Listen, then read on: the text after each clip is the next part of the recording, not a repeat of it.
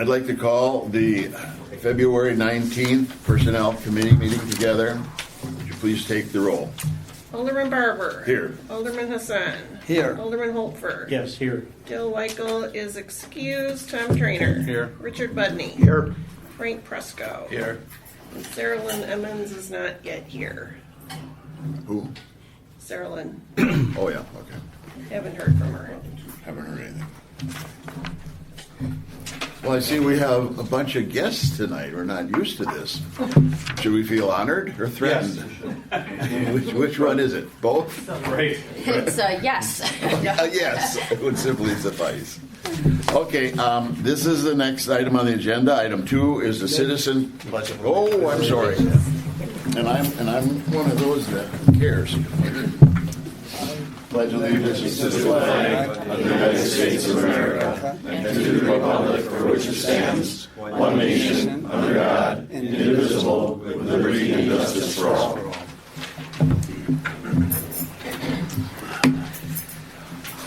Seeing no other items under 1, I'm going to move to item 2. Citizen comment period. I see we have a citizen standing already. Well, I'm trying to stand. Tom Taylor, 7014 Orway Court.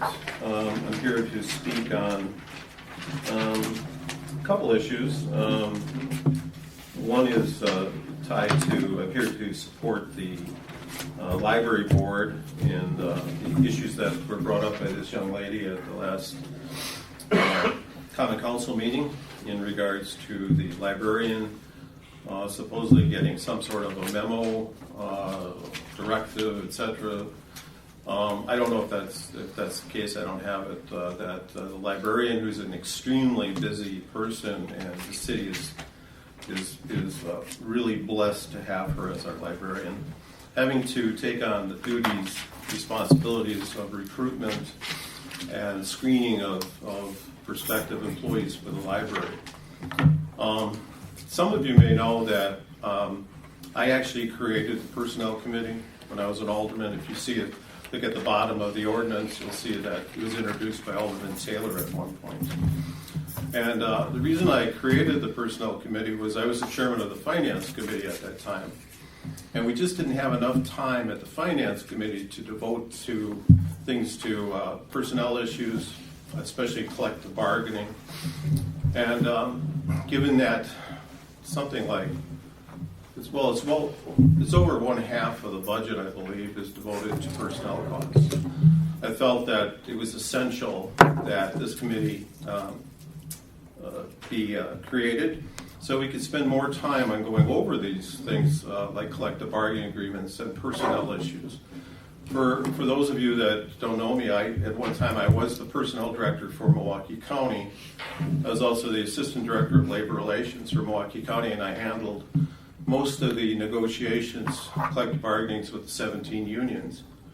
And then prior to that, I was the vice president of the largest public employee union, so I sat on both sides of the table. So I'm somewhat familiar with collective bargaining in the public sector and how the importance of it and what can happen if things go awry. And on that note, Jennifer, I believe, I've heard nothing but great things about her as the librarian, is doing an outstanding job. She has enough of a workload just in her regular tasks to fill her day and probably several others. You need to have professionals that are involved in the personnel of the city, if for no other reasons, to avoid multi-million-dollar lawsuits that could be filed against the city, and it's the taxpayers that will have to pay those lawsuits. You are the watchdogs. The Personnel Committee is the watchdogs. You are not the staff that reports to the mayor or the common council. You are the watchdogs. You are the eyes and ears of the people of this community. It's up to you to make sure that these personnel policies are adhered to make sure that state, federal laws are adhered to, that the ordinances of the city are adhered to when it comes to personnel issues. This issue with the librarian, I believe, is just the tip of the iceberg. As far as it appears to me that the personnel policies are completely out of control. I came to the Common Council a few months back where I questioned what was going on with the police contract and why the police contract did not come before the Personnel Committee. And then I called Dale Weichel. Dale and I sat on this committee together. In fact, I was the first chairman. To say, well, this is an ordinance, folks. This is not a set of work rules. This is not policy. This is the law.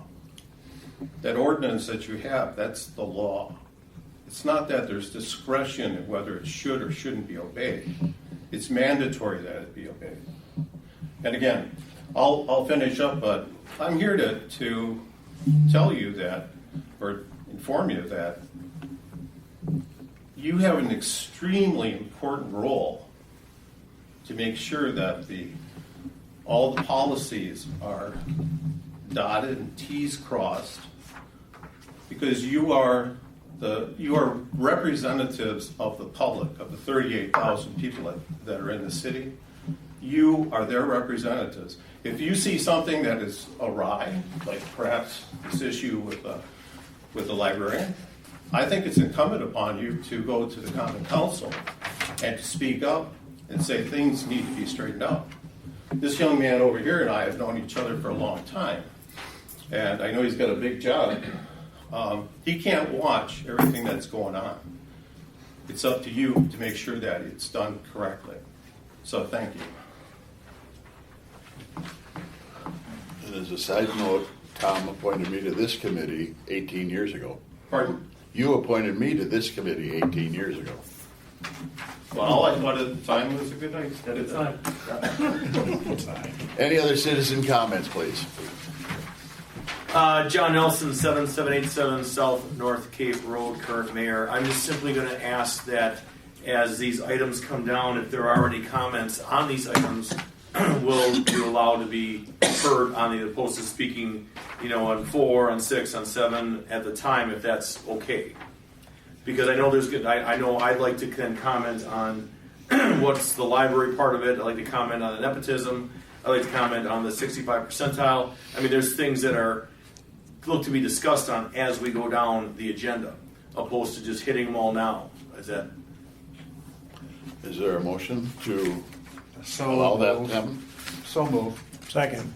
All in favor? Aye. Opposed? We'll open up Thank for you. discussion for individual items then. Any other citizens wishing to speak?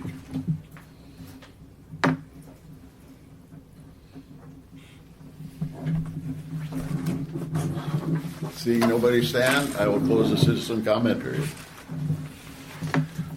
I'll entertain a motion to approve the minutes from the 12/18/23 meeting. Is there any, or go ahead. So moved. Second. I'll second. Any discussion on the minutes from that meeting? Corrections, adjustments? Hearing none, I will take the vote to approve the minutes from the 12/18 meeting. All in favor? Aye. Opposed? Motion passes. Moving on to item 4, the application process request for the library board to discuss. We've already had a little bit of discussion on that. I do believe there was a letter presented to the council. Is that something you wish to share at this point? If I can just speak for a minute, I would. We're opening it up for item discussion. Okay. My name is Maria Imp. I am currently the president of the Library Board of Trustees, but I have been on the library board for almost 6 years, and this is Mike Karlevitz, who has served longer than myself on the library board. And I've been in Franklin my whole life, and there's been lots of changes, especially in the past 6 years as I've been on the library board. And I think the one thing that has become clear to me is that communication is really important between the departments and the city, between the departments and the committees. And we as a board have tried to increase that, tried to open that up, and tried to become more proactive about communicating with the city on issues that are important to the library and things like that. And so that's why I'm here tonight, to just really, hopefully there will be a discussion. We generally have several openings at the library here because we employ high schoolers to do a lot of our shelving and tend to have turnover in that area. And so we just really are here to get some clarity on the issue because of what transpired back in November. And so I did go to the Common Council meeting in February, just a few weeks ago, and I did read a letter from the library board. And I apologize, Ms. Roberts took the letter, and I didn't specifically say to get it to the personnel committee. So if you didn't get it, I do have copies of it. Would that help to have that, or did you receive it? Please. Okay. If you just want to take one and pass it around. That letter was written with the information we had at the time. And I guess that's what I need to say, is that the information we had at the time, both Jennifer and myself had spoken to the Director of Human Resources. And so, you know what? You got my next meeting I'm going to. I apologize. I have a few tonight. So the information Jennifer and I had received, then we wrote this letter. I understand now that some of the statements in the letter may not be 100% accurate, which is again why I'm excited to just be here and hope that I have some more here. I hope that going forward, we as a library board know what is expected of our director. So as we look at her job description and her duties, we know how to help her do her job and help her manage her time and oversee her job. So I guess that's really what my goal is here tonight, just to have a very clear picture of the process that you expect her to go through that I can take back to the library board. Thank you. Just to take a minute before I open it up, make a couple comments. What I wanted to let you know at the last meeting is that the process that's in place right now has personnel seeking candidates, qualifying them, and then they come to the Civil Service Committee where we review all the lists to make sure it's an appropriate list. Like Tom mentioned, it's protecting the city in many ways, making sure that the lists are accurate and there's no goofiness going on with the lists, making sure the candidates are qualified, and then from there it would go to the department heads. I believe it's the process that's in place right now. So there is a step where we still are with civil service, reviewing the lists, making sure that they're qualified, making sure that it can get passed on as a good candidate to the department head to work with. So we are involved with it to that level. Right. Now, any other changes since then, I will let the administration speak to. So the change that had occurred, and we had spoken after the Common Council meeting, was to bring in and allow the department heads to have a say in who's qualified and who should have an interview. And that's the only change that was to occur. Right. And I think somehow in the communication between everybody and everything, maybe there was a misunderstanding, maybe something wasn't made clear. Those 60 candidates were just forwarded to her with not an explanation at that point, or like I said, maybe there was a miscommunication or misunderstanding. So that's why this is so helpful, right, to be here hearing this and understanding it. So. Agreed. I have, if you're opening it up. Sure. I'm down to 2 canes, so that's pretty good. I'm glad to hear that the Civil Service Commission is in full force and effect. Is that Subcommittee.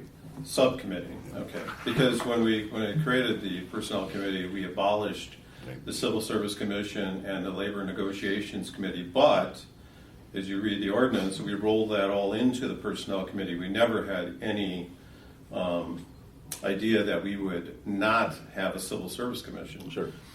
Mike, you would know from your days at the county that the reason that you have civil service, it was put in place because of the things that were the corruption that was happening in New York and other places where bridges were collapsing, because people were hiring, a friend of a friend of a friend, and then they would be the engineers and the bridge would collapse and millions of people or thousands of people would die.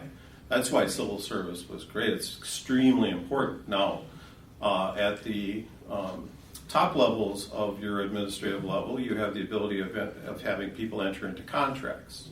And I would assume that they are exempt from the civil service regulations at that point. So that's very good to hear. I think what I'm hearing from Kelly is that you've included the department heads into the oral interview or into the process of putting the job descriptions together and the applications. I've tried to include the department heads into vetting who is appropriate to interview and who would not be appropriate to interview. So I'm making the minimum qualifications for the position. Exactly. Okay, and then that's announced. Is that being forwarded? Is that being advertised? The civil service qualifications for, like, say, for the people with the library or for building inspection. Are these positions being advertised and everybody can apply for it? Okay. Yep. Yeah. All I have asked is for Dana to involve the hiring manager in at the beginning to vet the applicants based upon the qualifications and what would work with their teams. Yeah. Well, I know Dana. Dana is an extremely qualified human resource professional. I had the opportunity of working with her and Mark Liberta for years, and so we have a real gem in having Dana here. The only thing I would say is when I was elected by the mayors and village presidents to be their chairman for the ICC, I had the opportunity of meeting with all the librarians from all the libraries for the 19 municipalities because we were trying to work out the reciprocal borrowing agreements for everything. And I got somewhat of an education in that process and found out very quickly from the librarians that libraries are a separate entity, and that we take their budgets under consideration, and we have to, by law, I believe, have to give them a 3-year average of the budget. But outside of that, the library is an independent organization, and there's somewhat of a reporting relationship. You're on city property, etc., but they're pretty much in their own business. So that, and the same holds true with the Community Development Authority, and I think the Board of Review is a separate entity once it's created. So with that, I'm glad to hear that the process is still being adhered to. And then I just have one other thing I want to talk about. I won't stand up again. And I said, Shirley's behind me. I've had the opportunity of working with Shirley and watching her perform. And you have another Jewel, and I think she's the city clerk now, right? And I understand that there's an issue on the agenda. Tomorrow, you get a primary election. I read the ordinance. I read that portion about the so-called nepotism. Department heads are really in a bind trying to hire people, find people, especially find qualified people. And if the election isn't held tomorrow, this gentleman over here is going to hear about it, and so are all the aldermen and everybody else. So the suggestion would be that for the interim, so that you meet the ordinance, because it is the law, that the reporting relationship for supervisory duties, if you haven't already done it, simply move from Shirley to Kelly until such time as you can work out the arrangements. And I think that would fulfill the obligations of the ordinance. I'm done. I have one question. I wish the director could be here to explain a little bit more about what particularly is troubling. And Well, she had another I know, meeting. I Yeah. understand that, but that, I'm not sure what we're being asked to do at this point, and I'd like input from the rest of our committee members as to what, I'm not sure we need to do anything at this point. I agree. I think just coming here, being in front of you, showing, getting to know what you do and what we do was important to us. I also think getting the clarification that we just received and was really our goal tonight. And I do have another question, and maybe Mike has a question too. But so as it states in the letter, Jennifer received 60 applicants. That took her and one other staff member hours and hours to screen. And in the past, this was always something done by the Human Resource Department here at the city, since they were city positions. 60 was an unusually high number, but there have been other positions where there have been high numbers of applicants. And from our perspective as a library board, are we to expect the library director to have to take hours and hours of her time to do what in the past the city's Human Resources Department did? And if we don't feel that that's, if that's good use of her time, would she be able to reach out to Dana and say, can you send me 10 or 15 and not necessarily all 60? Or what can Jennifer do? Or can there be Right. So some flexibility in this, If I may. Like maybe Jennifer doesn't need to see all 60. Right. To really, go through all of them. Can I just say as Yeah. someone who's been a director, Yeah. is I would go through, start the process. And if I found candidates that I liked, that would foreclude going through the rest of the list. I don't think we expect you to interview 60 people. No. I think you would probably look at candidates that are, as you would talk to them, bring them in. I'm not sure whether I would go through all 60 of them if I found good candidates along the way, but I'm not sure that if that's not the process, then. Well, no, I guess I am not sure, first of all, that Jennifer understood and had gone through the step of the subcommittee with the civil service screening or whatever you had mentioned there. So I'm not sure that was communicated to her. So she went through 60 applications to screen them, to narrow it down to the 5 or 6 that she ended up interviewing. Because those people would stay on the list then for the next go-around. Right. And maybe it's a policy administratively to just give you 10 to look at, and then if we have to go into the next after that, then maybe that would be an administrative way of handling it. I don't know, but And Jennifer can reach out to. I have a suggestion, if I can. yeah. Given that it's civil service, they have to meet the minimum quals, right? Before anything can go forward. When they built the new criminal justice facility, I was the co-chair of that with Sheriff Artisan. I had to test 4,000 applicants to fill the jail. We had to have 400 deputies available day one, and they were a new type of deputy. With that, we still only certified 10 names at a time to the appointing authority.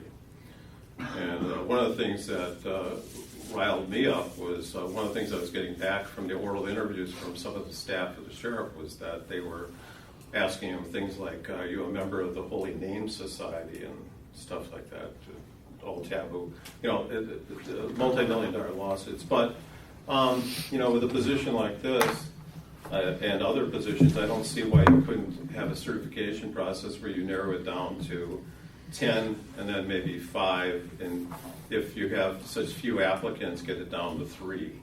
And I think you would be complying with state law, federal law, et cetera, et cetera, et cetera.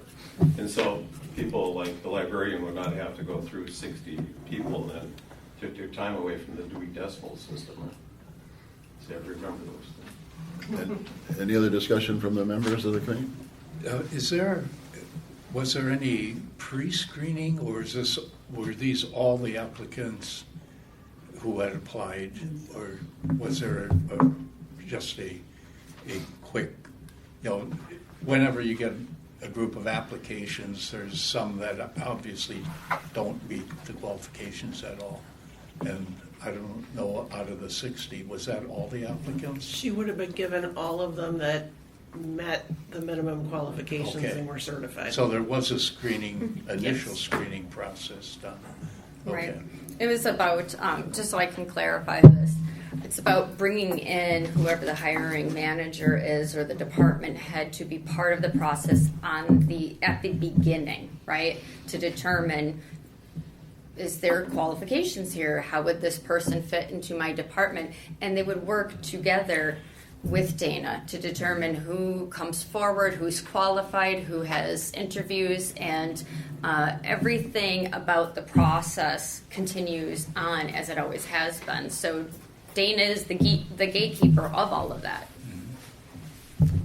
The whole point was to add in the department heads or the hiring manager to be able to be part of that initial screening of who's going to get an interview.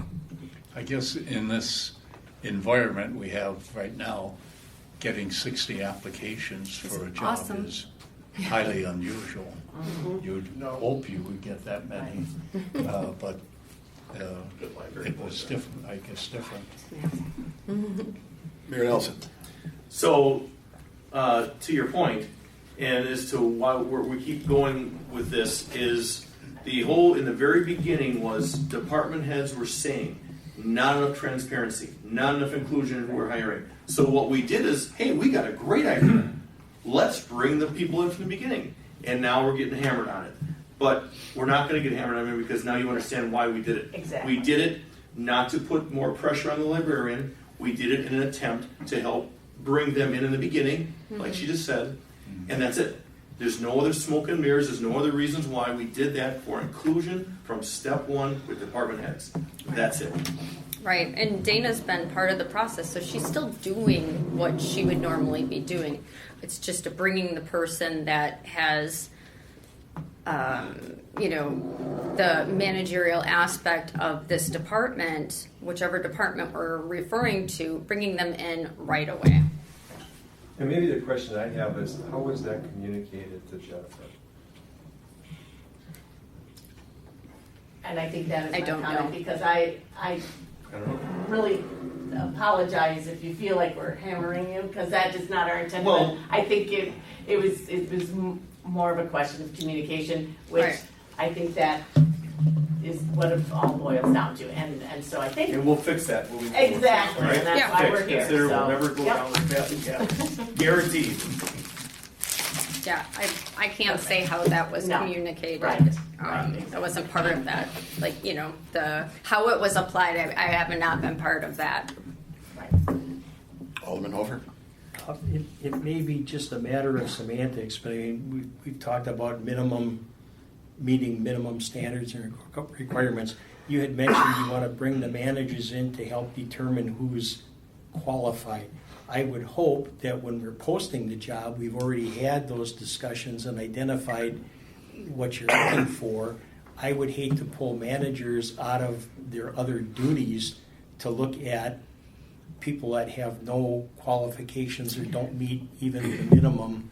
I don't have a problem with saying, here's what we've got, these 5 are good, these 2 or 3 you may want to take a look at, they're kind of marginal. Right. But to have them at the very So I beginning going through all of misspoke. them, I No. don't see the sense in doing that. I misspoke. It's about having them for that place where you have determined your selected pool, and they're there to determine who's going to come in for interviews.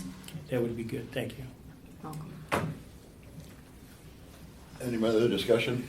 I'm not sure whether we need to move this on or just, we've got the input. I think we can move on to the next agenda item. I don't think there's anything that is required at this point. We've heard the comments, and maybe in the Civil Service Committee, we might just talk about it briefly again, how we might pare down those. Because every list we get, there might be 60 candidates, but there's maybe 15 that aren't qualified or haven't met the criteria of what was required or haven't submitted what they needed to submit. So those are automatically removed, which would remain the other list of 45 that are viable candidates. So there is that vetting process at the civil service level Right. with Dana's input on what has happened. So Right. I don't know what more we could do at this point. No, I think, like I said, clarification has been made, and I think we were able to communicate with Jennifer what the process is. And hopefully, you know, as stated in this letter, it's not really just the library board. It's a department, it's all the department heads. And maybe we just faced it first. And it was an issue because we had 60 candidates. And so maybe as other department heads have to deal with this, they may, you know, hopefully they will understand the process also.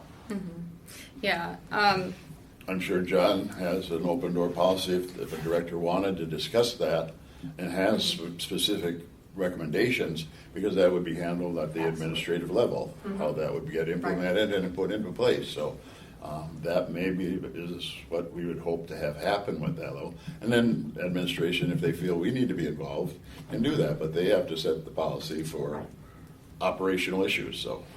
Right. And I just want to go on record saying that if there are department heads that don't want to be part of that process of selecting who they want to come in for interviews from the list of qualified people, then by all means, I'm sure that Dana would be happy to just move forward like she has in the past without involving those people that don't want to be part of it. This was, again, to, like the mayor said, to include everybody, to feel so that there's an actual vested interest, right, for most department heads to make sure that whoever they're bringing in works within their department as well. It's not just adding another spoke to a wheel, but just making sure that everybody works cohesively. I appreciate you bringing it forward to the Well, thank council you for as your well time. as to Certainly. us. Yeah. I think we need to hear what's going on. Mike, At least some of they it. promised that I wouldn't say anything, but I'm Irish, so don't worry. But Just the last piece. The reason I'm here today is because I heard during the citizens' comment period. Can you hear me? yes, I can hear you well. That the department heads were doing the job of the human resource professional. And what Kelly has clarified is, no, that's not the case. What they've done is they've incorporated them into the process. But I'm here because of the alarms and bells and whistles were going off, because people that do not have a human resource background, are not familiar with discrimination law, et cetera, have no role participating in that. I know Dana is extremely qualified. I think, Dana, you worked in a private sector before you got here. And she knows what it's like to be faced with people from the state that are investigating, and where these lawsuits can mushroom into millions and millions of dollars. Sure. So that's why I'm here today. Okay, I'd like to move on to item 5 at this point, which is employee compensation study discussion.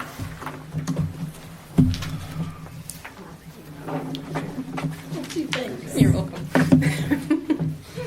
So I'm not exactly sure what we want to talk about with the compensation study, but we just wanted you to be aware that we have gotten some preliminary information from GovHR, the company that we had hired to do our compensation study. I think I can say personally myself, I'm not real happy with the information we've gotten so far, and I don't think Kelly is either. They've given us some preliminary recommendations on what the salary ranges should change to. I don't necessarily believe that they have compared the correct job titles from other communities with our job titles. So Kelly and I are in the process of meeting with each individual department head within the next couple weeks, so that we can hopefully match up job titles in other communities with the job titles in Franklin, to make sure that we're comparing apples to apples and then can hopefully come up with some kind of recommendations. Some of the things that we are hoping to get your input on, though, is your philosophy on where you want the salary ranges to go. For those of you that were on the committee back in 2015 when the current compensation policy was developed, I think you probably remember that you had set the philosophy at wanting to be at the 65th percentile. That, I think most people believe makes sense. That means that we are at the 65th percentile and that about a third of the communities pay more than us and 2/3 of the communities pay less than us. That was a logical decision at that point. The one that doesn't seem to make sense to us is that when Mark Liberta developed the program, he also used that 65th percentile as the market rate for our salary ranges, which means that if we develop our salary range to be competitive with the other communities, our employees can only get to the 65th percentile within that range. Does that make sense? We can't get to the same salary as the other communities. Right. So I guess we're trying to find out whether you still believe that 65 percentile market rate should still exist, or where you think our employees should get in the range.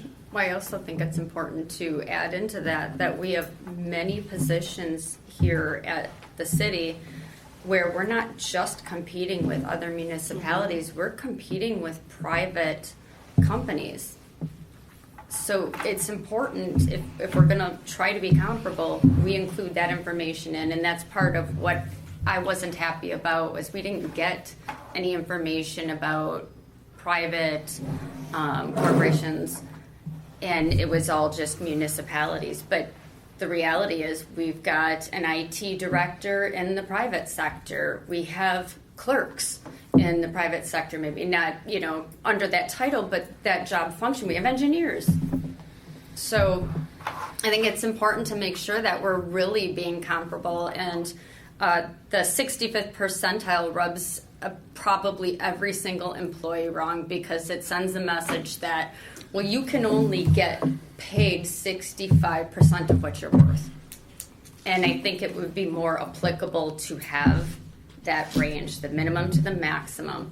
Right now, it was 16 years to reach the 65th percentile. Nobody should ever have to be in their job for 16 years to reach the 65th percentile, or reach the 65th percentile.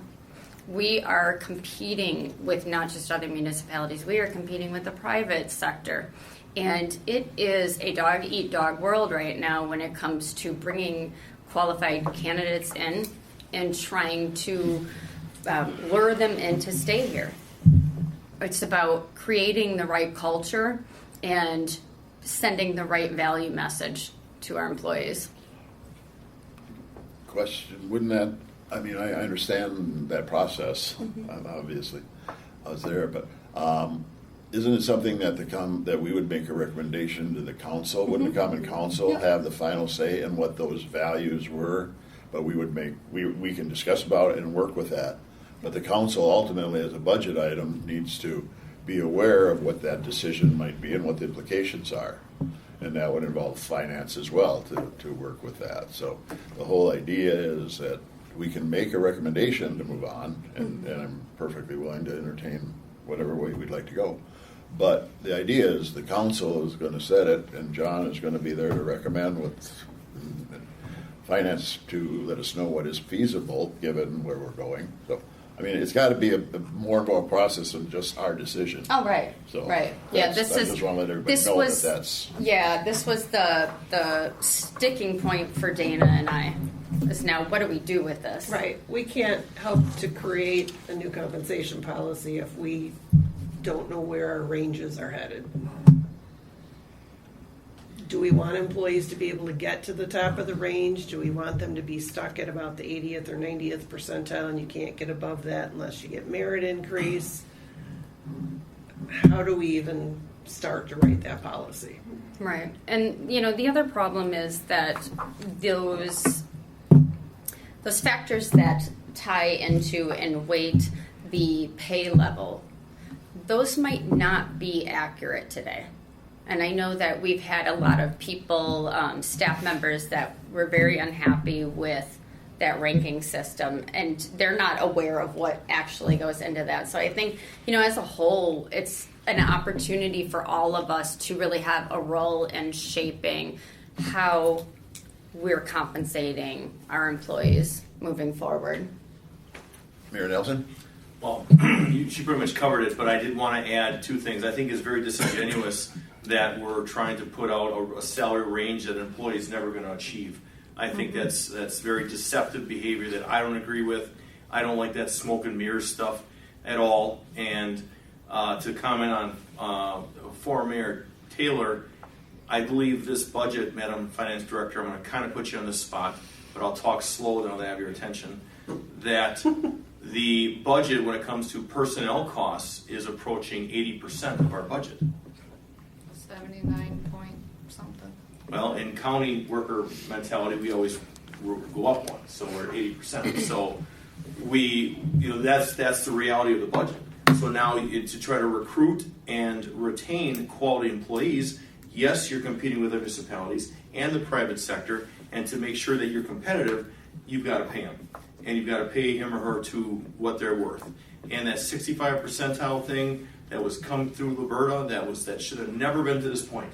This is 2024. Maybe in 2005 that worked, not anymore. And we really have to be upfront with these things. Or this is gonna be a problem that we're really, really gonna have a problem with retaining anybody quality, because they're gonna leave tomorrow once they find out it takes a half a career to get the top pay. Right.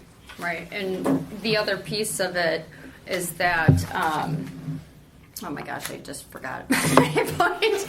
You were wild with the map. I was. Or the mayor, right? Yes. Well, Yeah.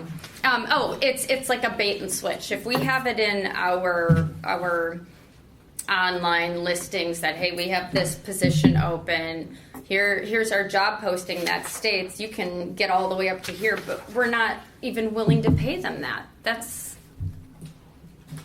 an issue. Trying to be helpful instead of being harmful. I went through this in 1991 when the dot boom event occurred, where public sector employees were leaving left and right and getting signing bonuses from private sectors. Some were actually getting Mercedes-Benz. Something like your car, John. And just unbelievable offers. And they were leaving in droves, especially nurses, engineers, all the professional architects. And and all of a sudden we had to go to the unions, because at that time, that was prior to Act 10, the unions had an enormous say in what happened. We had to go to them to try and find creative ways to work outside of the box. The thing I was going to say is, given that Act 10 is no longer in place, I'm sorry, Act 10 is in place, but the collective bargaining agreements for AFSCME, et cetera, are not. I don't know that you actually have any obligation to those former collective bargaining agreements that were in place, which may take off some of the handcuffs that management had in the past of not being able to compete with the private sector. So I throw that out. But you are in a completely different world. Trying to do the stuff that was done in the past, the percentiles, the compensation, bringing in Arthur Anderson and these other guys that did the compensation studies. You really have to really rethink your compensation system and how you're not only going to recruit new employees, but how you're going to retain. Like in building inspection, you got the police chief here, the fire chief. He's got guys that are being offered all kinds of jobs all over the place at considerably more, and they don't have to go through a 16-step range. And I guess the only thing I would say to John is John's absolutely correct on you should not be building false pretenses into that appointment. An employee that starts today is going to get to that 16th step. It's not going to happen. So I guess the thing I would offer is you may want to look. You might want to talk to your labor attorneys about what obligations you have from the former collective bargaining agreements that are no longer in place. You might be just doing things because it was routine, and this is almost like a mortal sin in personnel management. But I don't see that there's any restriction where you could offer separate individual contracts to employees. And you may have some employees that are, you have some, public sector always gets beaten up. It's having been the vice president of the largest public employee union, it's like, public employees got a bad rap. There's some really, really talented people in the public sector. A lot of them are here because they want to serve the public. And so with that, you have extremely talented employees. And some of them may be unique in a unique situation where a separate employment contract might be the way to handle it. That's it. Coming back to the issue here, you mentioned that you're kind of don't like the data we're getting or what we're getting back at this point. Would it help if this committee were to redefine what we want to do then? Is that what we're looking for here as a way of helping them help us, give them a better definition of what we're looking for in terms of, and then taking it to the council to see what we wanted to do there? How does that fit the timeline? You mentioned that. Are you looking for a different company possibly, or are you looking for us to give direction better? I think we don't know until we have these department head meetings over the next 2 weeks. I think we'll know more after that. Okay. Well, and part of those meetings was the focus is to, one, make sure that we actually do have updated job descriptions for everybody. So that way, when we are trying to compare, we can compare apples to apples and have a better handle on the ranges. But also asking them, is this range what you see in your field? On private, public, I know there's a lot of people here that look on a regular basis at what other jobs are out there, what they're paying, and those requirements, the duties for those jobs. And I think it's important that we go right down to the level of working with department heads to ensure that everybody is being adequately not just compensated, but that they have a say in this. We're all vested members, and I want everyone to have that ability to be part of reviewing these policies, reviewing the job descriptions, and advocating for what is actually out there today. Any other discussion from the panel here? In my past experience, that 65 percentile was a floor. So it triggered, if we had a large group that was in this category and all of a sudden we fell below that, it automatically triggered raises. But we also had a cap, because I can't foresee a situation where we're going to say that we're going to be in the top 90 or 95 percentile, and when you've got people like operators that can go somewhere else and get another $24 an hour, for example, than what they're getting here, where is that money going to come from? So there's got to be a realization, and then the bigger question, John, is we can't raise our profits, we can only raise our taxes. So if we're the third lowest out of the 19 municipalities for city spending, where are we comfortable being within that? What's the community? Sorry, go ahead. You can only raise taxes by net new construction or debt service levy, so you're really limited that way too.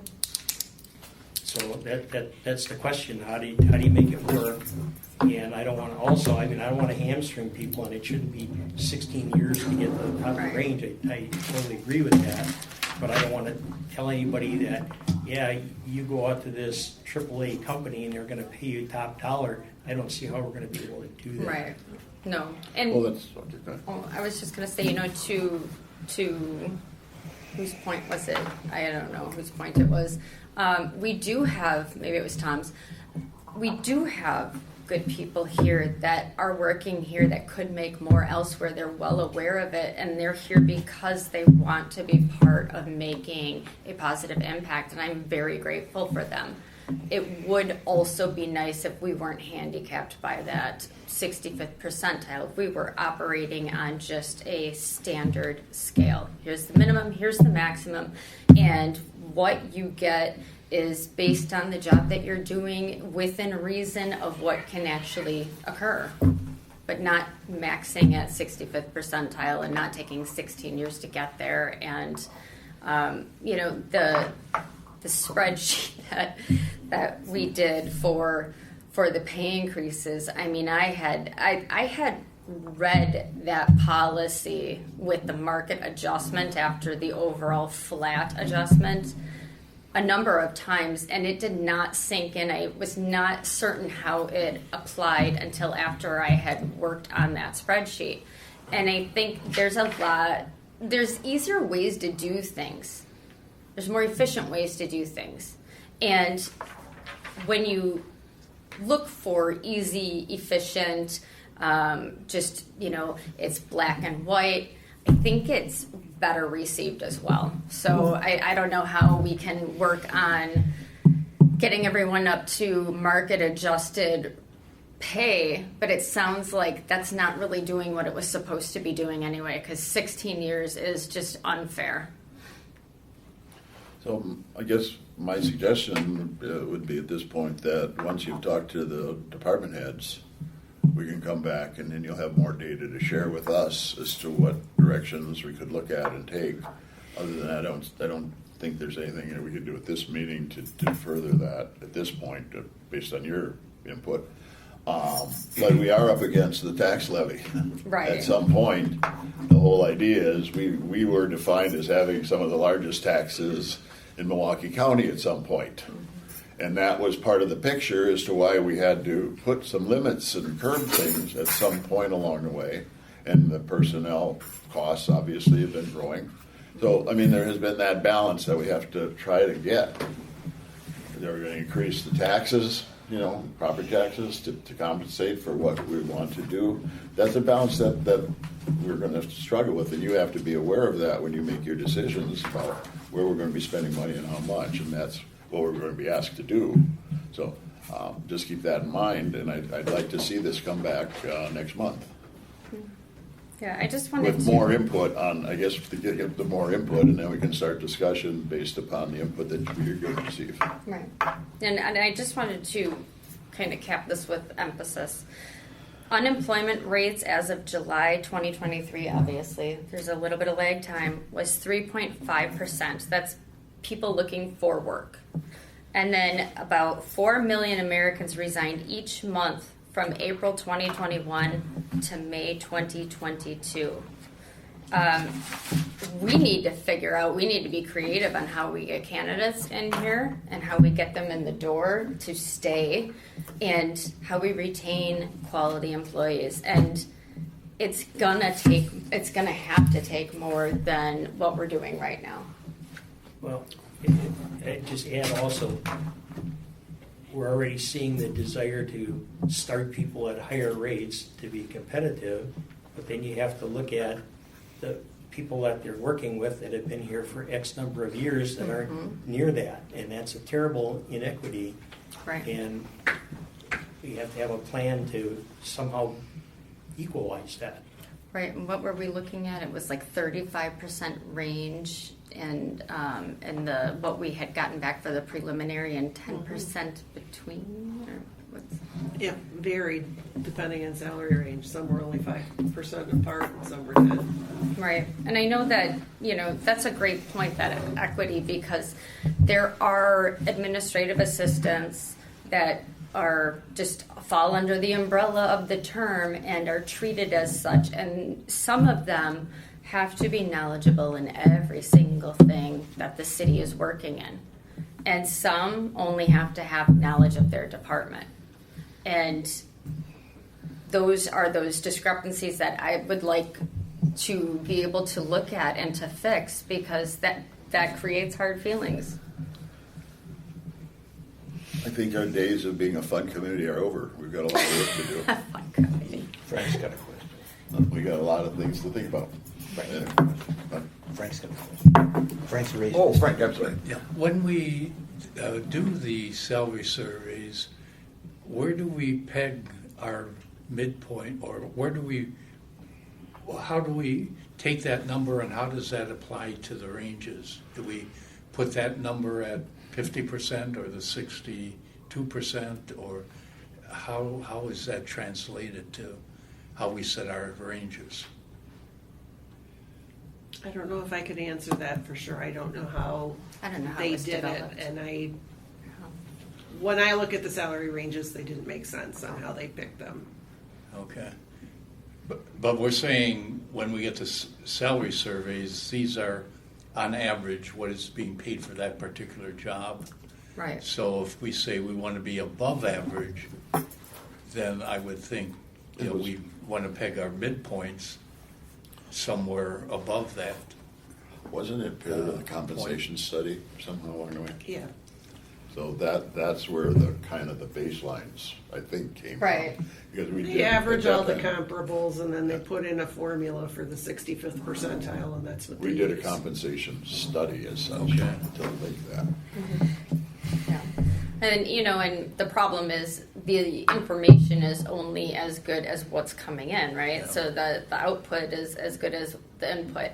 And I had raised the private sector concern and was told that they really didn't provide anything. But I know, and I'll ask if he wants to speak, but I know that the IT director has seen quite a bit. He is able to just pull data up and say, this is what they're asking for. This is what they're paying. And this is what we should be competing with. And it is two different worlds. And while it's two different worlds and you just can't fix this overnight, I think that if we start looking at this and start tweaking really the things that rub people badly and start to look to make this a more simplified, common sense sort of plan, I think then we're on the right path.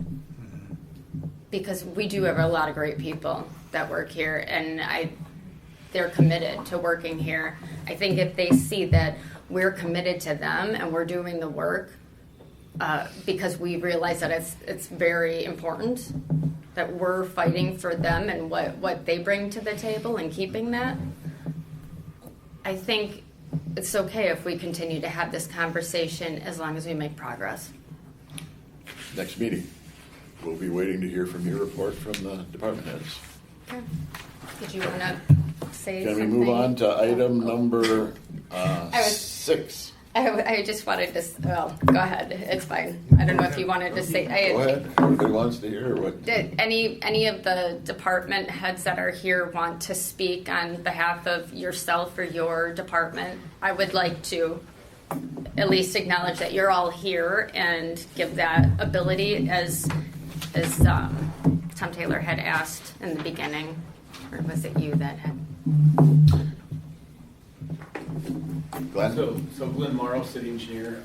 I do think the 65th percentile in the range is woefully inadequate for what we're trying to do. I do appreciate the fact that I want all of my employees to make $200,000 a year, and that's just simply not going to happen. But I do think we need to get in line. DPW, as mentioned, operators, they can get at least 10 more, if not 15 more bucks an hour just by going down any job site and doing a fraction of the work that we currently ask them to do. They can sit in the dump truck all day and make quite a bit more. So I do appreciate the fact that they stick around. It's just something we have to deal with, but I do agree that I hate to lose all my money for new projects and things like that we have to do every year. So, we're working trying to increase revenue, and we'll see that Wednesday night. A few different things that we're doing, but I do appreciate we have low tax rates for the city, not necessarily if you consider the school, but I do think that needs to be considered sometimes. Let's just try to increase our city tax rates up to what other cities are, and I think that'll help several issues. Sorry, Bill.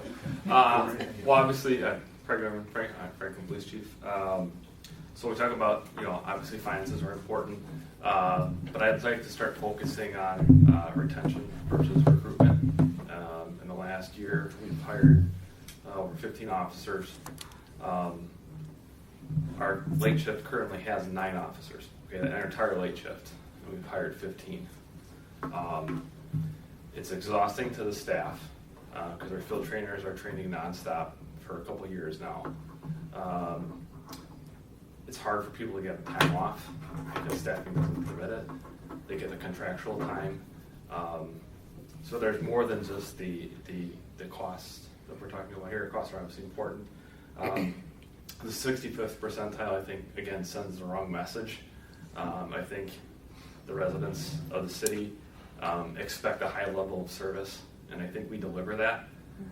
So I think it sends the wrong message that we're aiming for that 2/3 when I think we give them 100%. So it's just something to think about. There's more cost to just what you see on the surface. Again, I like to focus on retention rather than recruitment. To Mayor, Fire Chief, I also echo Chief Lehrman's comment. Our department benefited greatly from being one of the first that did lateral transfers in the county, and now everybody's doing it. So to echo what Chief Lehrman said, we want to keep the great quality people that we have. The bulk of our membership is covered under a collective bargaining agreement. So the administrative staff and a couple remainder personnel are covered by the salary study. So I look forward to meeting with the Director of Administration and Director of HR to look at our most important asset, that's our people. So appreciate the insight. Shirley, I'm the city clerk. I echo what they've all said as well. I am one of the people that have been in this extra thing since when I was a deputy, and that started in 2015? Mm-hmm. Okay, and it's 2024, and I'm still getting that bump, so I'm still not even at the 65 percentile. It is hard to get qualified employees at the pay range, a lot of them that we have. And an example is, I saw some job postings for an assistant deputy clerk, and they were making a lot more money than I was making as deputy. And it's multiple posts that I've seen. So I think we really need to look at that study. And I mean, I know the impression and what people say is, well, I'm only worth 65% of what I'm worth. I mean, that's how people look at it. So it's just, I think it's very important to pay your employees, pay them good, and to get them to stay. It is hard to find qualified employees. It's very hard. And we have a lot of dedicated qualified employees that I want to hang on to if we can, because it's hard to find that dedication nowadays. If I can make a couple of suggestions. Mr. Morrow's staff, heavy equipment operators, etc., that's their title. But I remember when we were negotiating the collective bargaining agreements, his staff is capable of doing everything. The best trick that we had was keeping the trades union from taking a hard look at all of his guys so they wouldn't file grievances. But the point is they got a title of equipment operator, but they're much, much more than that. You might be able to incorporate that and to justify additional compensation for the workers. By the way, Mr. Morrow, while you're here, your folks did a great job on snow removal. Terrific. Yeah. And with the two chiefs, having been a union guy, I remember I sat down with the director of the Milwaukee County Zoo when they were going through some very hard times, and I represented all the employees out there. And we sat down and we negotiated an agreement that was beneficial to both, and it worked for both long term. Point being is you two both have collective bargaining agreements because Act 10 didn't have police and fire. But you may want to sit down and have a heart-to-heart discussion with your union leadership and paint the picture of how difficult it is, that maybe you already have, and see what they would be open to be more creative. You know, I'm pointing at them, but I'm talking to you. I also remember that there was a point where my folks represented all the employees that worked at the airport. The airport was pretty upset with some of the staff, and they were looking at contracting out the whole works. We sat down with the boys, and we worked out an agreement. We created a career ladder that's still in place to this day, and it rewards those the cream that goes to the top, but they also get the compensation. I just want to say that union leaders many times get a bad name, and they have one of the hardest jobs because they have to go back to their members and tell them about why they didn't get the raises that they expected. They might be very, very open to creative solutions. For a long time in the public sector in Wisconsin, unions and management were at war. To be very blunt with you, the union that I represented, we determined who the elected officials were going to be for the city of Milwaukee, Milwaukee County, the state of Wisconsin. That's how much power the union had at that time. And so that built in a total war. But I think employees are, especially union leaders, might be very, very open to being creative and working with management. I could say that we just came out of the fire negotiations, and part of the reason why, the reason why it didn't come to personnel is because we were already in that place where they were taking that back to be ratified. And so it went smoothly, and they were focused on different kind of creative benefits because the direction was we're not going above 3. We're not going above 3%. So there was a lot of creativity there to retain the folks that we have, but also to make it so that we're a little bit more. This gentleman over here, the IT director, I don't know him, but I've always had a fascination with artificial intelligence. I've been following it for probably 15 years and computers, etc. He may be helpful in explaining to the employees just exactly how much the workplace has changed and how much the workplace is going to change. Today, they have very, very secure jobs. Teachers, my understanding with AI, about half of them are going to be laid off because AI is going to replace them. Attorneys are getting nailed. I don't see that happening, no. Well, That's getting a little far off. Well, actually, I'm not guessing about that. For the sake of moving forward, I'd like to. Yeah, I'm just saying that for the employees, they have always had the kind of the sense, well, that's a management problem.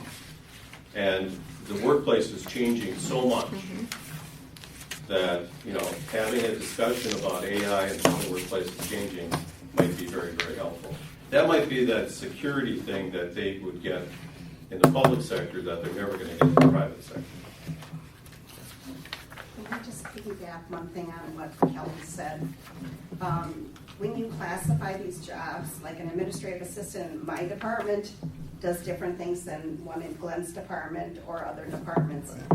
You can't put them in the same classification because we do like background checks and we do a lot of other things. We have to know everything about the city, where certain departments only have to know about theirs. So to put everyone in the same classification group, I think there needs to be some, you need to actually look at the job and what the job that they do.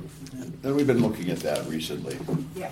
So we have been addressing some of that internally with those, the last council meeting as well as the personnel committee before that. Right. So those inequities are starting to balance out a little bit.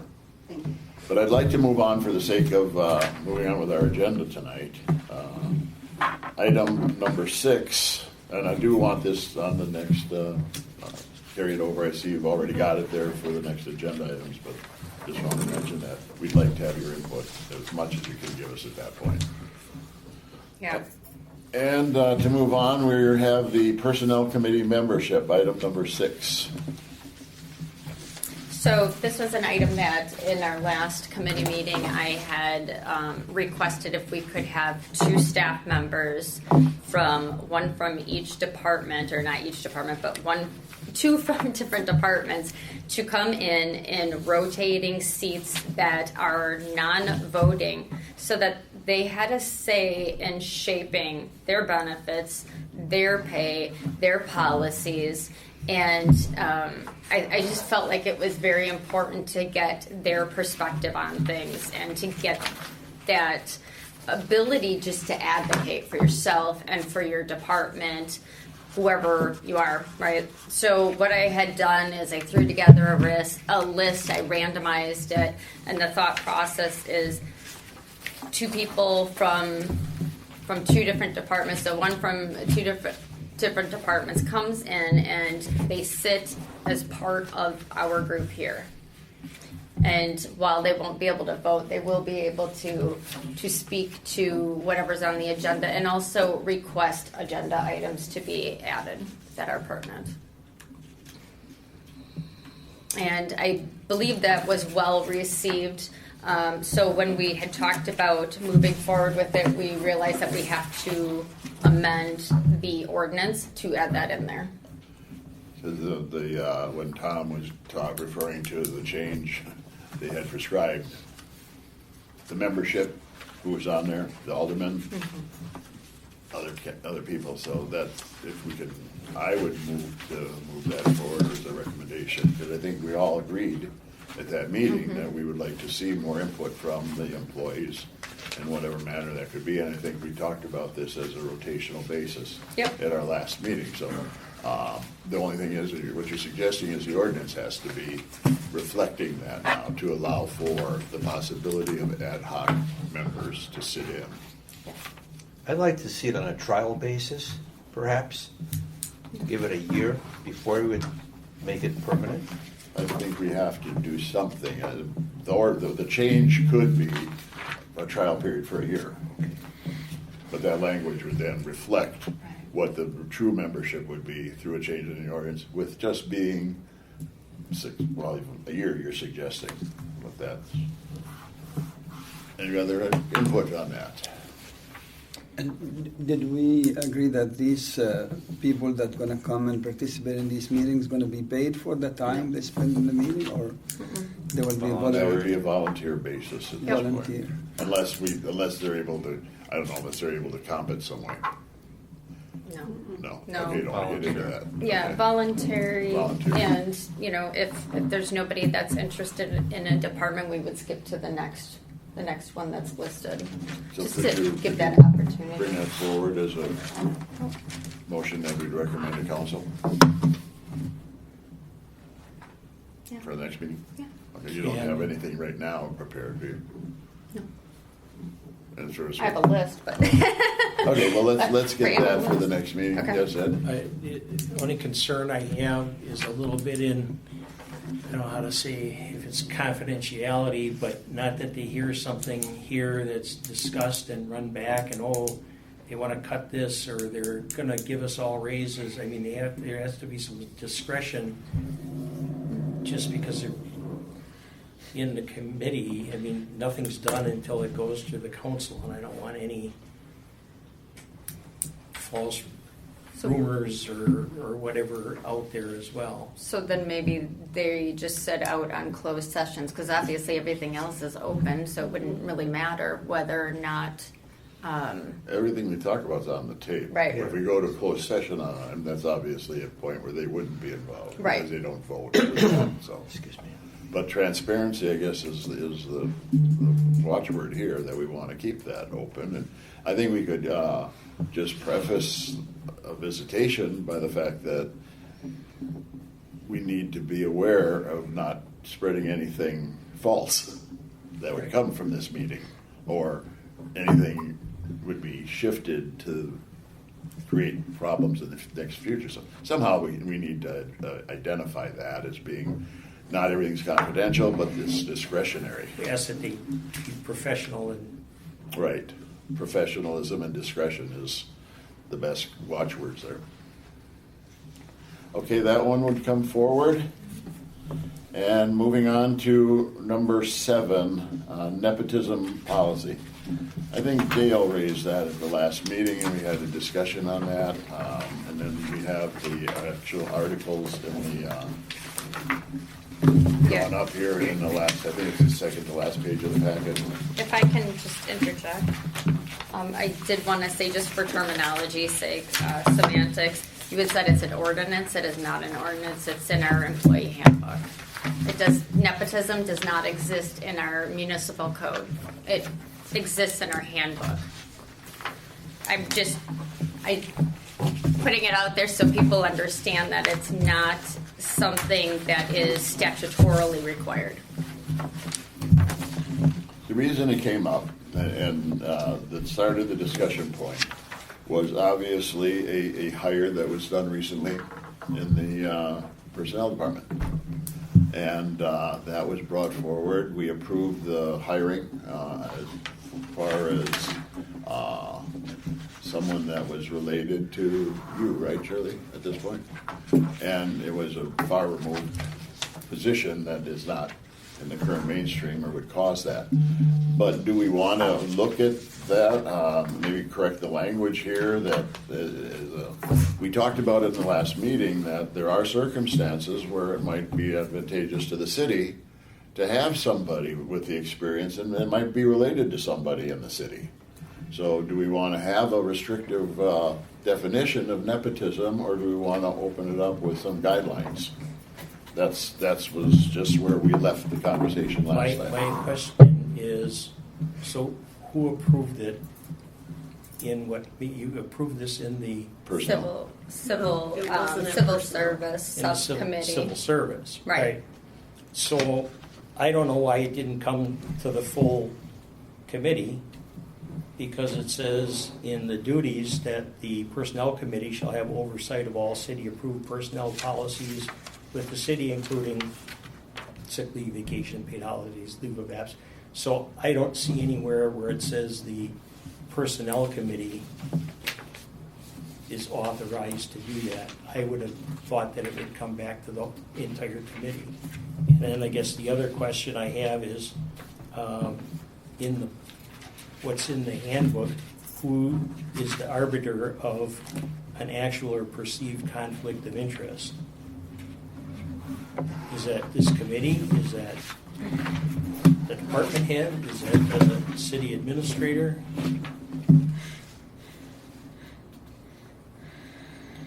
I could tell you, just as a point to what you were asking, or your concern about it not coming back to personnel, it did. That's why it's on here. We didn't have Yeah, but you personnel already made the committee. hire. Right. And 2003, we didn't have it. What's that? 2003, there wasn't your amendment in motion, and it was in 2005, wasn't it? I'd have to look at, I have the ordinance right in front of me here.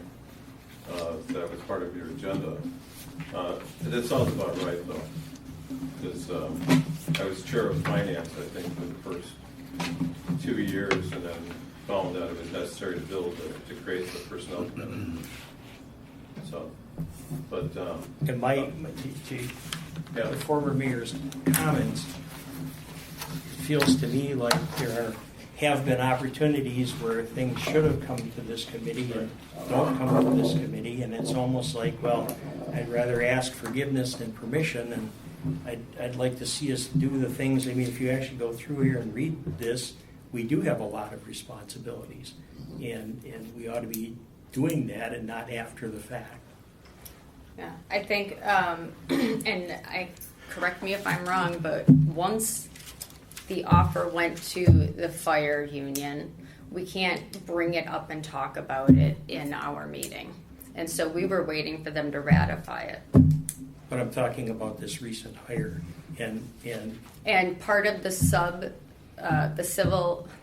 service subcommittee was a recommendation to waive the nepotism policy for this hire, and then to determine how we are going to proceed in the future, if we would have a different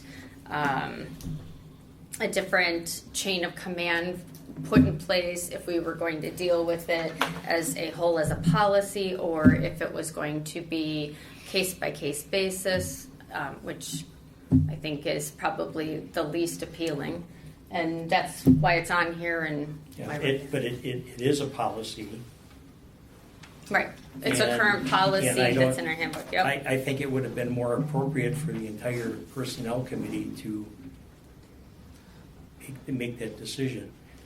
Subcommittee could recommend it, but I don't see anywhere where it says the subcommittee can grant a waiver. Now, I know that there's been some exceptions that have happened in the past, but that exceptions don't make it a rule, and it's not necessarily a precedent. That's why I went to the subcommittee, was for that determination of, is this even something that should be done? As you said, it would be an exception. In my estimation, it should have and could have come here before the hire was made. That's my point.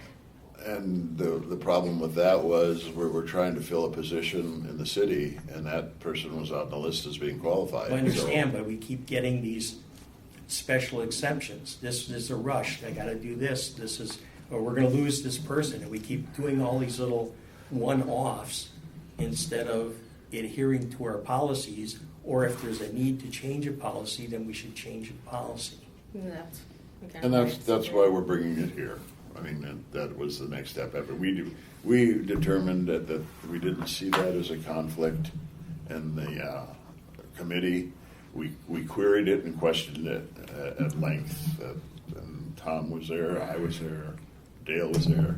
I think Tom was more like you in the way we were thinking through it and the arguments that were presented. So the idea is, we just decided to grant it for the sake of moving the list forward so that we could hire somebody because the election was coming up. There were time constraints there that we wanted to at least be cognizant of. Right. And I think it's important to also take the applicant herself, and this is a rehire who had worked in the department before with Shirley. Granted, she wasn't directly reporting to her at that time, except for when Sandy, the former director, was not around. There were times where she was. And she was essentially the only person that had the qualifications and experience to jump in and move forward. And to be clear, I'm not singling out an individual or individuals. I'm looking at I'm understanding the process and the policy, so that we don't continually have this, we've got to do this now, or we're going to lose this person, et cetera, et cetera. I understand you're questioning the decision and having it made prior to coming here. I understand that. That's why it's here. Because essentially 3 people made that decision, and we have much more than that sits on this committee, which is charged with oversight of exactly those And things. that's why we don't want to we don't want that to happen again. I mean, we don't want to have that conflict. If we can work out a clear nepotism policy, that is maybe we have to look at all sides of that argument as a committee, and that's why we want to have it here. So the idea is, are we going to move forward to do a policy? Is that what we want to do here? We brought it to you so that you can have the options of deciding whether you want to readdress this. And this is I guess, administrative rules and procedures. Do we want to change the procedures, or do we want to look at that? What is the will of the committee?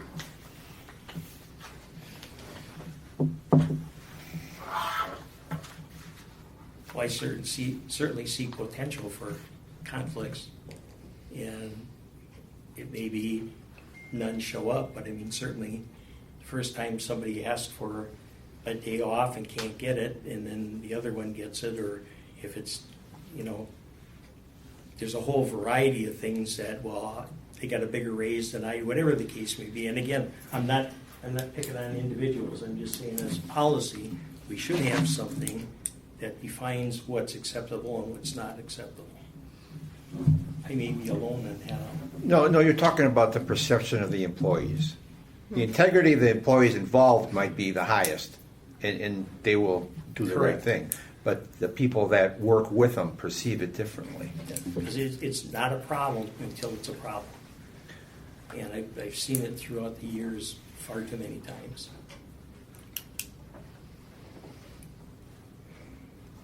Well, what's the will of the committee? To look at it as an item and see if that's the language we want to have there? Because I don't know who created this in May of 2003. I'm not familiar with that, and as where that came from or how it was evolved. But that's basically. Well, I don't think that's the date of the nepotism thing. When did nepotism come into it then? That I don't know. It's in the handbook, and I don't know. Because it wasn't when it was. updated as far as the procedures. It's not in that. You're looking at the wrong sheet. The nepotism one is after that, is a separate document. A separate document on that? Yeah, it's from the handbook, not from that administrative rules. Oh, okay, so it's a handbook item. Is that, how would you characterize that then? A policy? A guideline? Employee handbook policy. It's a policy that's in the handbook, and I don't know how long it's been there. It was there before I started. That's what I'm thinking it was. Yeah.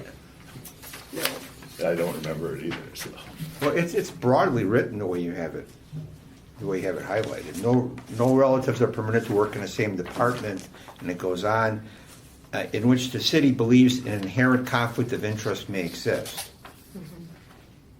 Right. So it does allow for that leeway. And I understand what Alderman Holper is saying too with that perception. But with all due respect, that perception can exist between any kind of relationship within a department. Well, I wanted this week off, but she got it off instead. Why is that? Now I'm perceiving that maybe this is favoritism. I mean, you know. It can be as simple as they get the good assignments and whatnot. Whether that's in fact or not, the appearance is that it could be because of a relationship. And that also lends itself to my point. That, you know, the perspective, it could also be The there. private sector has evolved out of this. Before, people that were married could not work in the same departments. Now they allow it. Some do. Some do, right. So I mean, our culture is changing. Oh yeah, absolutely. As is the the workforce and the expectations and again the struggles that we have with hiring and retaining. It's very different from even just a few years ago. Yeah. And it just creates a lot of I challenges. guess the phrase, like you just said, I mean, I think you identified it. I think what is in question and what we should look at is believes an inherent conflict of interest may exist. I think we decided that wasn't the case because of the qualifications and the previous working relationship. And that was our discretion. We didn't believe there was that. So is that language sufficient to carry us forward, or is that something that we would need to reassess? Seems subjective to me.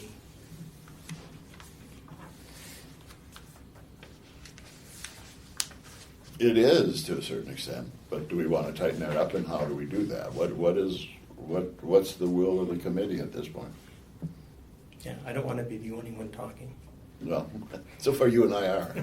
Well, I agree with her. There should be a more definitive way of somebody making that decision, whether it be given to Kelly or whether it be passed to the committee. But if it comes to the committee, then it's going to have to become closed session, I would imagine, because you could start getting into some personal discussions. I myself would prefer to have somebody of authority make the decision, be it the mayor or the city administrator. But That's this my committee opinion. is responsible for it. Yeah, well, according to the policy, it is, yeah. We as a committee could pass something forward to a higher level. I mean, I find myself difficult that if I come here on a Monday and I find out about a mother and a daughter working, that I would really be able to understand everything that's involved with the situation. if you understand what I'm saying. I don't know the people. I can't put a face to a name, that type of thing. Where be it somebody like Dana may know the people, and she may be able to go and talk to some other individuals in the department to try to see exactly whether there are conflicts or there aren't. What I'm trying to say is I am concerned about making a decision on not enough information. I can. A higher authority might be the fact that it has to be a unanimous decision of the Civil Service Subcommittee to make that determination. Well, I think it should be of the Personnel Committee. So I can. And then we would have lost we wouldn't have had the skill level, the hiring. We would have put that off another month for what was an immediate need. Could call a special meeting. Well, could do that. I mean, what kind of language do you want? I mean, I'm open to it. I'm on both sides of this because I was at the civil service and I'm also here, so I don't want to preclude anything. I'd like to have the discussion as to which way we'd like to go, and do we want to relook at that language or that paragraph on nepotism. And I would just like to interject for a second here, and this is taken from our current employee handbook on page 9. Director of Administration serves as the Human Resources Director and as Plan Administrator for the employee health plans, except as otherwise specified herein. Final interpretation and implementation of any of the policies or rules in this manual are vested solely with the City of Franklin through the Director of Administration. Department heads. The head of each city department shall act as the authority within their department under the direction and oversight of the mayor. There's a problem that I have seen with our personnel committee bylines or ordinance, and there is an overreach. It steps over what the mayor is supposed to do, which is lead his staff, which is his executive right as the executive branch. And when you have a committee that comes in and makes decisions and then answers to the legislative branch, that makes everything very muddy. So you're saying the mayor should be able to supersede the legislated and do what they want. I'm saying this is an ordinance. Right. What I'm saying is this is constitutionally, it is in conflict with the state statutes of what the mayor's job is. He is the head of the executive branch. And when you have a personnel committee that is tasked with overseeing and making decisions for his staff, that the personnel committee then goes and reports to the common council, which is not in that lane. They create policies, laws, and do the checkbook, basically. They're in charge of the money and the policies. And the mayor's role is to enforce the policies. Right, and lead his staff. And city staff is the mayor's staff, whereas the common council answers to the city. Now, we'll debate on that one, because you're saying that this document that was created and revised at least 2 different times is overreach, and that's been our guiding document for all of these years, and now all of a sudden it's not right, based on your opinion and interpretation. So, well, based on Wisconsin state statutes and constitution, yes. Yes, there is some oversight or overreaching. I want to get another opinion. May I interject, because I created the ordinance that reorganized the city, and one of the first meetings of the common council that had to do with police contract, I read the portion of that ordinance to the common council, telling the common council that they are in charge of the city, that the authority is vested in the common council. The mayor is a separate branch. Having been there, I understand it. By the way, when I was mayor, I worked with this personnel committee. That is in conformity with the statutes, and the person that made sure of that, his name was Jesse Wesolowski. And we had, as a compromise to put the language in. Actually, I didn't want to have the city attorney or the city clerk or the treasurer incorporated into that because I didn't think it was, but that was a compromise to put them in. But if you look at the language, I think it's chapter 55 of the ordinance, clearly the power and the authority to run this city is vested in the common council, the aldermen of the city.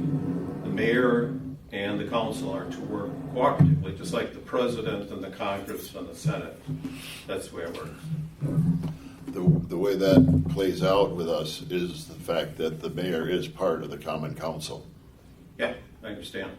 So, Been there, done that. I know that was the link. Some cities it's defined as very defined. Well, that's the beauty of government. If it's worked correctly, each is supposed to have their own role, and you try and work cooperatively with one another to try and get things done. But if you look at chapter 55, like you and Ed and Joseph and the three others, you are in charge of the city, just like a board of directors. Mm-hmm. You have a CEO in the private sector, but it's the board of directors that makes the decision. That might, I understand the argument, Ed, and I understand from being on both sides of that coin, which I was. The idea is here that we're looking at is, do we want to look at nepotism, a nepotism policy based on where we're at right now? I don't think who's in charge of who. I think that's pretty well defined. I think you're right. The city, I agree with Ed. The aldermen are the policy makers and the mayor is the implementer, but the mayor is also part of the common council, which has that decision making. But you guys hold the purse, and by you holding the purse, you run the city. And having been the mayor is powerless if he doesn't have a budget. Yeah.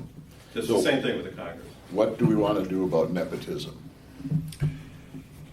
Would there be any benefit to run this by one of our attorneys?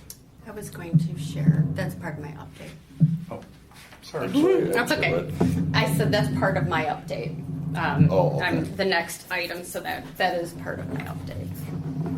Well, when I talked to our labor attorney this afternoon, he said to refer to item 9, that the personnel committee has oversight of all the approved personnel policies. So.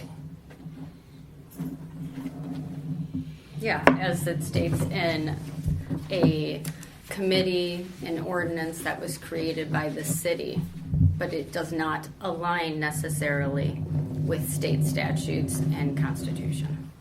That's my point. That's another debate. Right. But Ed is right. At this point, that's the way it says. That's what it says. So, item 9. I think the state statutes are incorporated into chapter 55. I'm going by fumes and recollection, but I think chapter 62 is incorporated into that. Ed, how does that rest with you? What are we going to do about the policy here? Okay, let's move into that. Is there any desire to look at that nepotism policy as written right now and make adjustments to it at, say, the next meeting? Yes. Can we run it by council first? I think that would be appropriate. And then we can we ask, take a vote on can we ask Kelly and Dana to at least throw it his way? Well, I can tell you that Jesse will say that he does not do labor items, but what I wanted to share as an update, if we can just, I don't know, I guess pend this policy for this time and then we'll bring it back, because it does align with my update. Okay. Well, could we, before we do that, could we check with some of our neighboring communities and see how they handle that? Yeah, absolutely. Because if there's a consensus that it's not going to be an issue, I don't have a problem. So let's see what other people are doing with it. Okay. And I personally will stand by the process that was used by our Civil Service Committee when we looked at this item. So I think if we give it a lot of due diligence, we discussed it, and we arrived at a conclusion that was the right decision to make, and the list went forward. So I'll stand by that. I'll stand by that wisdom. So Let's move on with the Director of Administration updates. All right, so the one that ties into this the most is the employee handbook is being reviewed by our League of Wisconsin Municipalities employment law attorney. So she has taken it all. She had expressed some concerns with some of the things that I was pointing out, and she will bring it back to me with her recommendations from her legal standpoint. And that is free to us because they are our insurer. Does that also include the nepotism portion? Yeah. Oh, yeah. The entire, yeah, from front to back, it's going to include the entire thing, plus the civil service. I don't know what to call it. Book or manual. Yes. Yeah. So all of that. Thank you. Because I understand there's things there that we can clean up as well. Yeah. Yeah. So she's taking that away. She's running with it. Will provide us with her recommendations for whatever changes are required or should be required by us. How soon will we see that? I can follow up with her. But we had a call a couple weeks ago now.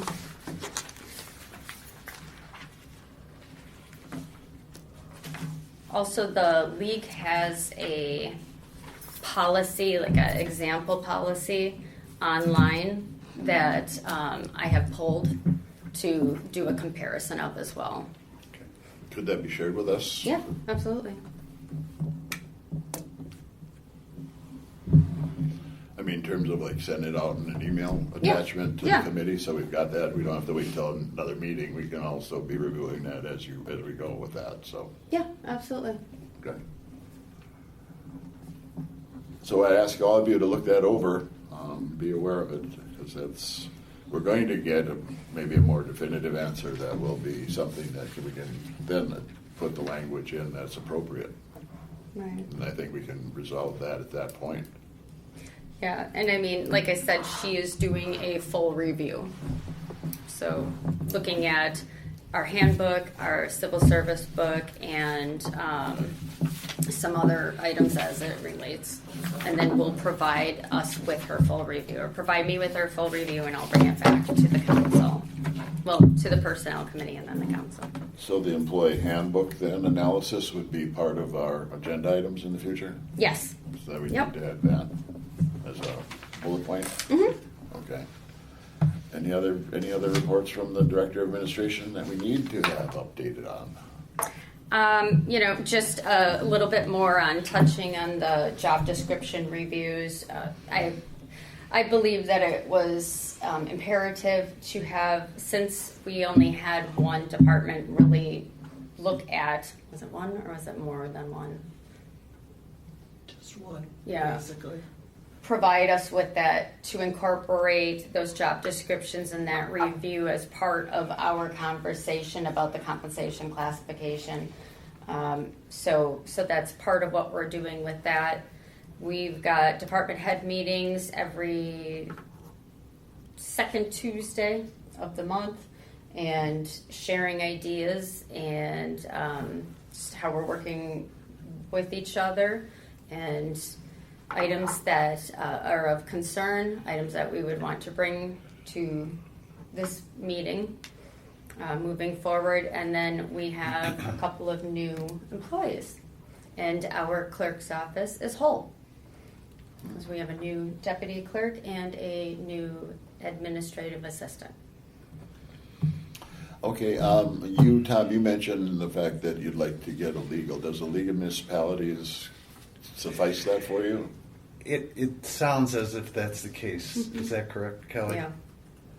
Yeah, she works for a law firm. I can't remember the name of the law firm, but the League of Wisconsin Municipalities contracts with her law firm to provide this service free of charge. I think we defer it to them to take a look at in opine. The Common Council relies on them on many instances to give us that kind of clarity. So I think it's a wonderful approach. I mean, I think it's very adequate.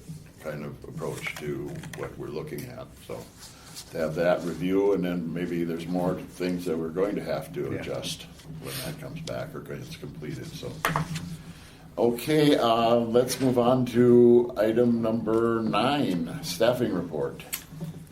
There isn't anything new from the sheet that you have in your packet, so unless anybody has any questions, we filled a few spots, but we're still looking for a couple people in the fire department, one person in the police department, one dispatcher, a plumbing inspector, and a sewer and water tech. So we've got 5 or 6 openings still.